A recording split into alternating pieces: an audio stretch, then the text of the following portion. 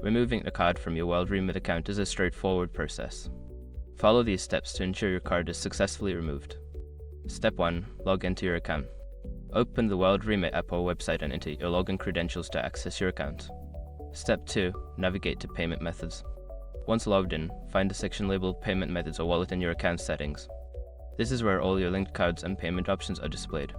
Step 3. Select the card to remove. Browse through your list of linked cards and select the card you wish to remove. There should be an option to view details or manage the card. Step 4. Remove the card. Look for a Remove or Delete option next to the selected card. Click on it and confirm your choice when prompted to ensure the card is removed from your account.